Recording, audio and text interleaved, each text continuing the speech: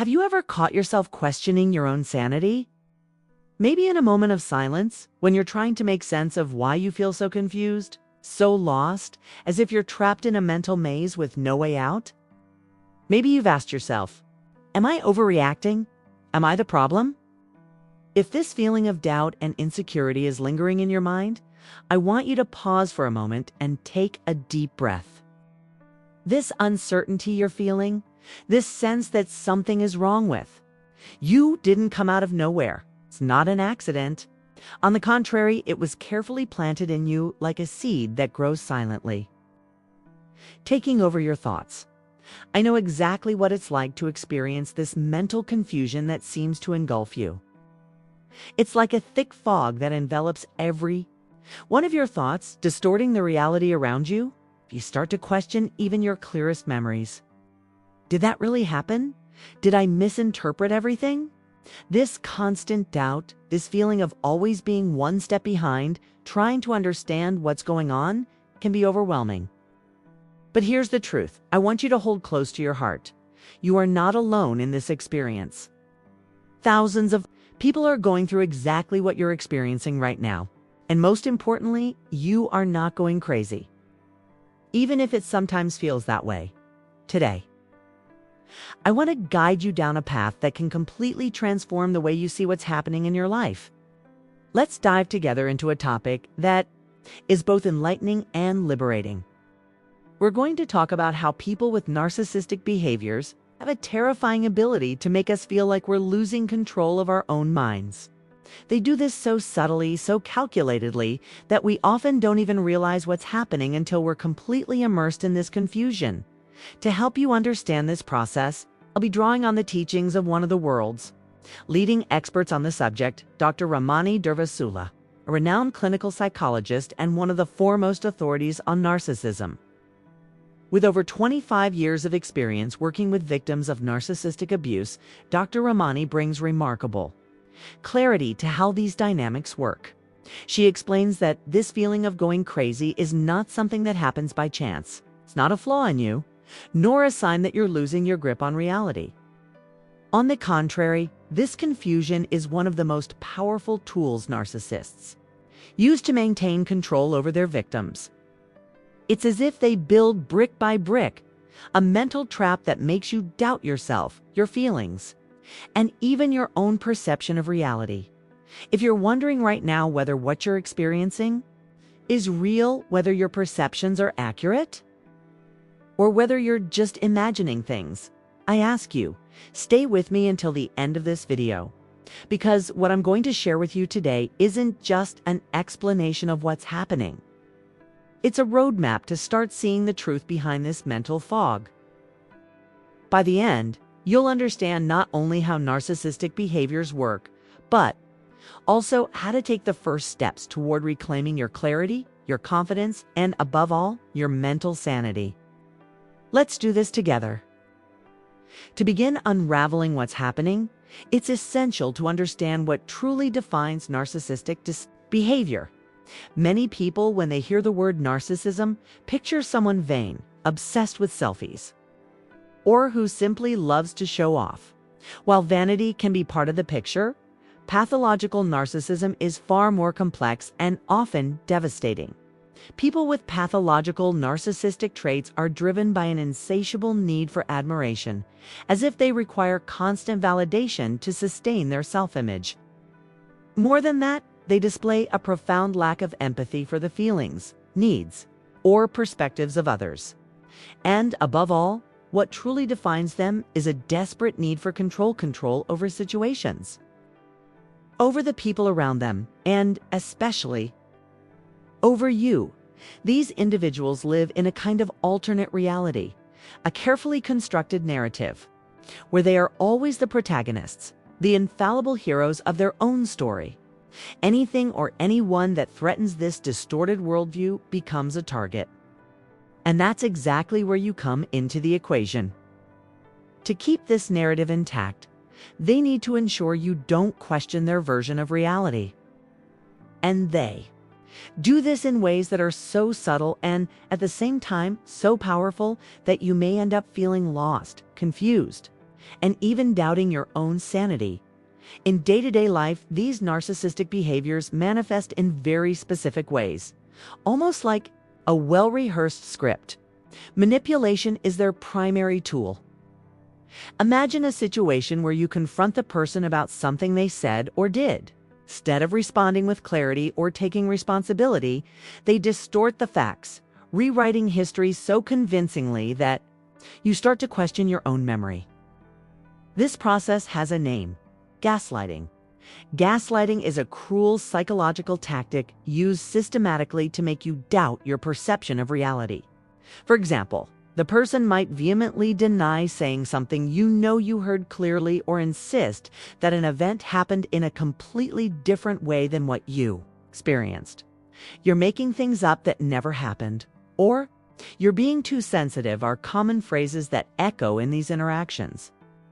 Over time, these small manipulations build up, creating a fog of insecurity that makes you question even the most basic details of your experience. Another commonly used tactic is triangulation. In this case, the narcissistic person brings other people into the relationship dynamic. Whether it's an ex-partner, a friend, a coworker, or even a family member. The goal is to create an environment of competition and insecurity. They might, for example, compare you to someone else, excessively praising another person to make you feel inferior, or suggesting that someone else would understand their actions better.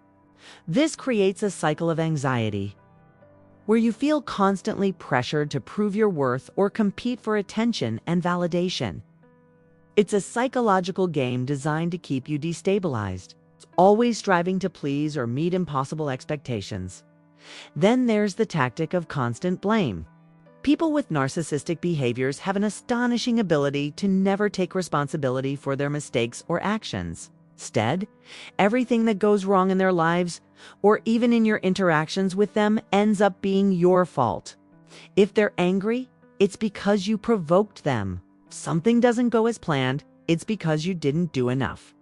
Even their feelings and reactions become your responsibility. You might find yourself apologizing for things you didn't cause. It's carrying a burden that isn't yours, while the narcissistic person remains free of any blame. If you're experiencing something like this, I want you to pause for a moment and internalize something extremely important. The blame is not yours.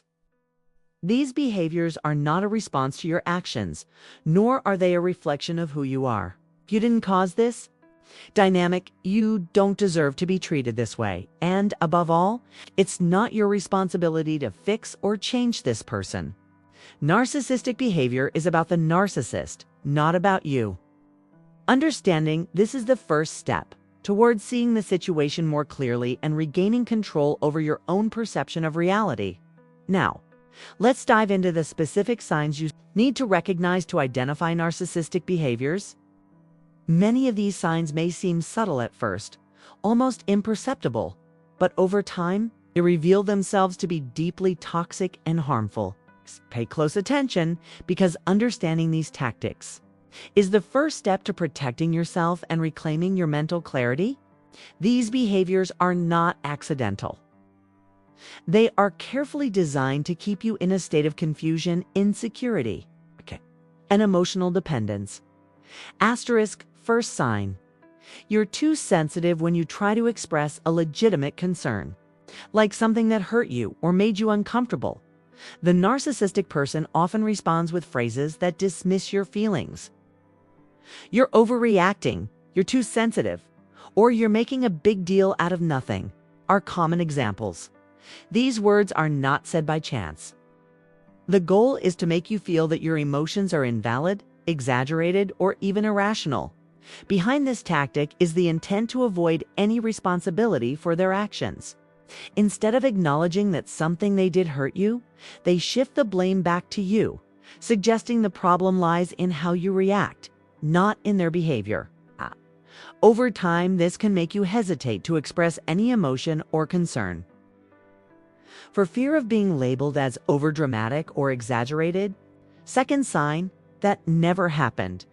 Have you ever been in a situation where you clearly remember a conversation, a promise, or an event, but the narcissistic person denies it outright. For example, you might recall a promise they made, like, "I said I'd never do that to you," but when you bring it up, they respond, "I never said that," or "You're making things up." This constant denial is a form of gaslighting, designed to make you doubt your own memory and perception of reality. Behind this behavior is the need to rewrite history so that the narcissistic person always comes out as the victim or the hero. This creates a sense of disorientation, as if you can't trust what you saw, heard, or felt, leading you to question even the clearest details of your experience. Third sign. Everyone agrees with me. Another classic sign is when the narcissistic person tries to convince you that you're alone in your perspective. They might say things like, "Your mom thinks you're wrong too," "Your friends told me you're difficult," or "Everyone sees that you're being irrational." Most of the time, these supposed conversations with others never happened. They're just an invention to reinforce their narrative. The goal here is to emotionally isolate you, making you feel like no one is on your side and that your judgment is fundamentally flawed. This tactic, known as triangulation, creates immense psychological pressure because you start to wonder if you're really so out of touch. The truth is, often, these other people don't even know they're being used as part of the manipulation game. Fourth sign, you should be grateful. Narcissistic people often remind you of everything they've done for you. Even if it's something minor or a normal obligation in any healthy relationship. Phrases like, "After everything I've done for you, you're still complaining," or "You should be grateful for everything I've given you," are common. They use these past actions, often exaggerated or distorted, to create a sense of eternal debt. Behind this is the idea that you'll never be good enough to repay what they claim to have done for you. This tactic is particularly cruel because it turns gestures that should be normal in a relationship, like support or care, into tools of manipulation to justify mistreatment or unacceptable behavior. Fifth sign, you're making me crazy. A particularly manipulative sign is when the narcissistic person reverses roles and portrays themselves as the victim of your emotional reactions. Imagine that after months of enduring manipulation, devaluation, or gaslighting, you finally have an emotional outburst. Maybe you cry. Maybe you raise your voice. At that moment, they say, "Look at how you're acting. You're making me sick," or "You're the problem here." They use your reaction, which is a natural response to abusive treatment, as proof that you're unstable or problematic. This tactic is incredibly effective because it makes you feel guilty for simply reacting to an abnormal situation, reinforcing the idea that you're responsible for all the conflict. Sixth sign, if you really loved me. Another powerful weapon in the narcissistic arsenal is using love as a tool for manipulation. They might say things like, "If you really loved me, if you'd do this for me, or if you truly cared about me, you wouldn't question my decisions." This tactic exploits your emotional connection to the person, making you feel like you need to constantly prove your love or loyalty. They create a dynamic where you're pressured to give up your boundaries, accept unacceptable behaviors, or make disproportionate sacrifices, all in the name of love.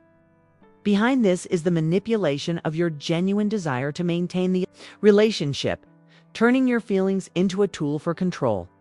Seventh sign, the silent treatment. Finally, one of the cruelest forms of manipulation is the silent treatment. When you don't act exactly as the narcissistic person wants, whether because you questioned something, set a boundary, or simply didn't give in to a demand, they may simply ignore you, as if you cease to exist. They stop responding to your messages, avoid eye contact, or act as if you're not even there. This emotional punishment is incredibly painful because it goes against our basic human need for connection and recognition. The silence isn't just an absence of communication. It's a clear message that you're not worthy of attention until you submit to their control. This behavior can drive you to a state of desperation, where you feel compelled to apologize or change your behavior just to restore the connection. even if you've done nothing wrong, now that you're familiar with the signs of narcissistic point. Manipulation. It's time to explore what these tactics do to you on an emotional level. Understanding these impacts is crucial because you may often feel alone or even guilty for your reactions. But I want you to know right now what you're feeling is completely normal for someone facing an abnormal situation designed to destabilize you. These emotional effects are not your flaws. They are direct consequences of a toxic psychological environment. The first impact you're likely experiencing is chronic guilt. This insidious feeling starts to seep into every aspect of your life. You find yourself taking responsibility for everything that goes wrong. Whether it's a conflict, an argument, or even the other person's unstable mood. Phrases like, "Was it my fault?" "Could I have done something differently?" Or "If I had done this, maybe they wouldn't have reacted that way," become constant in your mind. This guilt doesn't arise because you actually did something wrong, but because the narcissistic person skillfully shifts the responsibility for their actions onto you. They make you feel like every problem, every disagreement is your fault, even when logic shows you have no control over their choices or emotions. Over time, this guilt builds up. It's creating an emotional burden that keeps you trapped in a cycle of self-criticism and doubt. This chronic guilt goes hand in with intense mental confusion. You start to realize you can no longer trust your own judgment. Situations that once seemed clear and straightforward are now shrouded in a fog of uncertainty. For example, you might remember a specific conversation, but when you bring it up, the narcissistic person distorts the facts or completely denies what was said, leaving you questioning your memory. This constant manipulation, known as gaslighting, makes you doubt everything: your decisions, your perceptions, even your most basic feelings. You might find yourself thinking, "Did I misunderstand that?" Or "Am I being unfair?"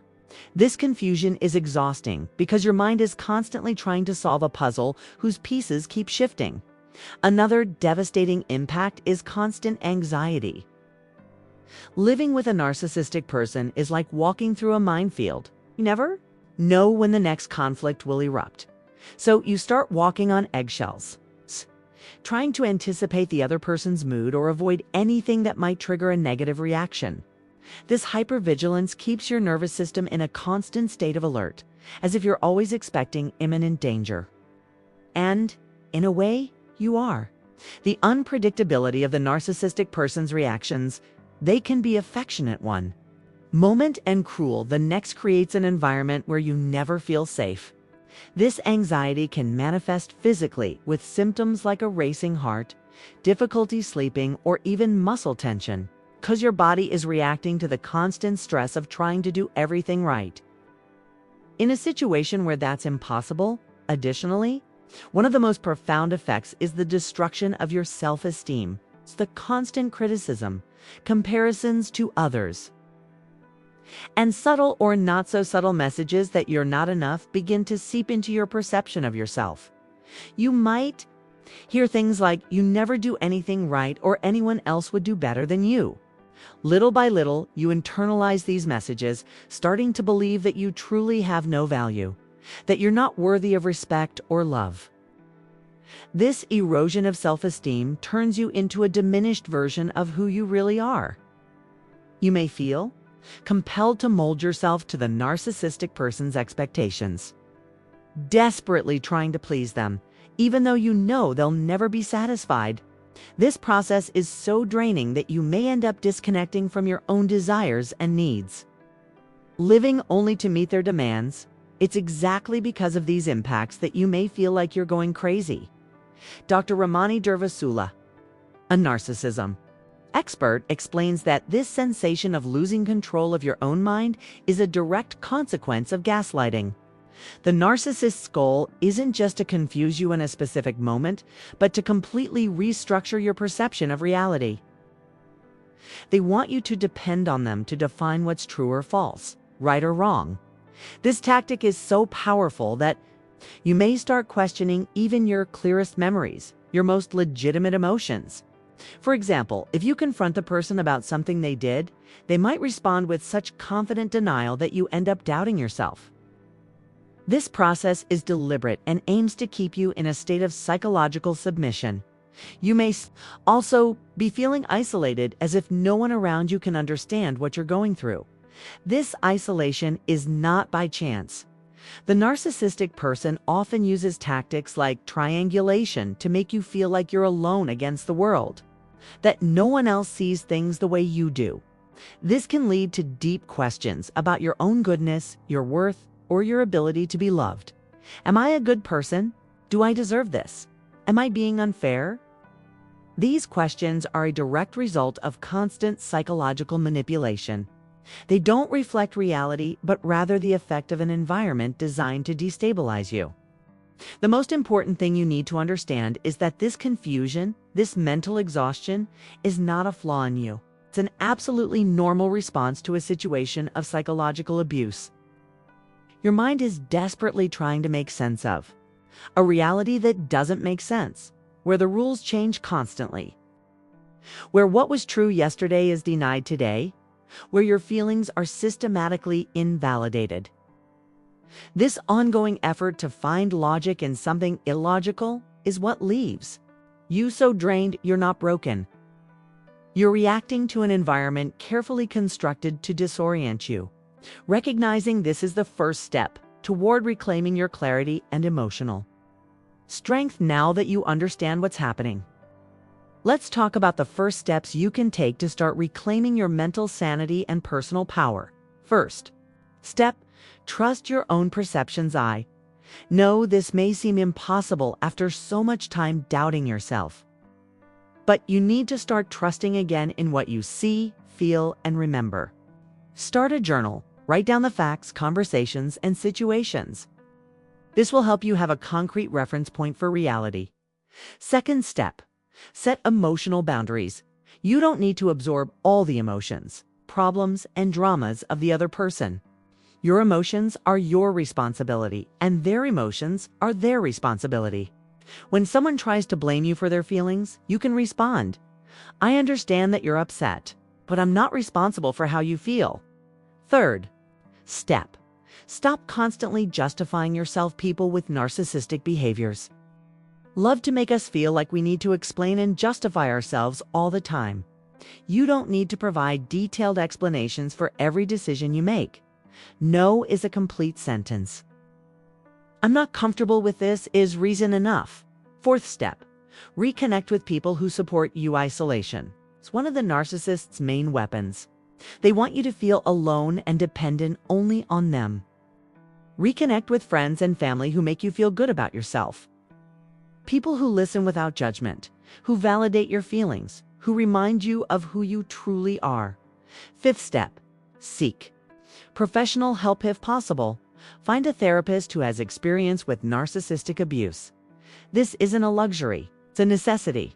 You need someone who understands the dynamics of what you've been through and can help you process the trauma and rebuild your self-esteem. Sixth step, educate yourself on the subject. Knowledge is power. The more you understand about narcissism and manipulation, the harder it will be for someone to manipulate you again. Read books, watch videos, join support groups. Dr. Ramani has a wealth of content that can help you in this process. Seventh step, practice self-care. You've spent so much time focused on the needs and emotions of another person. Now it's time to take care of yourself. This can be something simple like taking a relaxing bath, walking in nature, or something more structured like regular exercise and a healthy diet. I want you to understand one fundamental thing. The problem is not you. You didn't attract this behavior. You didn't deserve to be treated this way. And you're not responsible for fixing anyone. You're only responsible for protecting yourself and rebuilding your life. Recovery is not linear. Some days you'll feel strong and confident. Other days the confusion may return. That's normal. Be patient with yourself. You're recovering from psychological trauma, and that takes time. Remember, you're not alone on this journey. Millions of people around the world have gone through or are going through the same experience. You can get through this. You can. Reclaim your mental sanity, your self-esteem, your ability to trust yourself. The first thing you need to do is recognize that you deserve to be treated with respect, kindness, and dignity. You deserve healthy relationships where your emotions are validated, where you can be authentic without fear of punishment. If this video resonated with you, if you recognized yourself in the situations I described, I want you to do one thing. For me, subscribe to the channel and turn on the notification bell. It's not just about numbers for MIS, about building a community of people who are recovering, who are learning to value themselves again. I want you to tell me in the comments if you've experienced something like this. You don't need to share details if you're not comfortable, but your experience could help others going through the same thing. Sometimes knowing we're not alone makes all the difference. And if you know someone in your life who might be going through this, share this video. You could be saving someone from years of confusion and suffering. It might be the information they need to finally understand that they're not going crazy. Remember, you're not alone. You're not crazy, and you can get through this. Your life can be different, lighter, more authentic. You deserve peace of mind. You deserve healthy relationships. You deserve to be happy. Take care, look after yourself, and I'll see you in the next video. A big hug.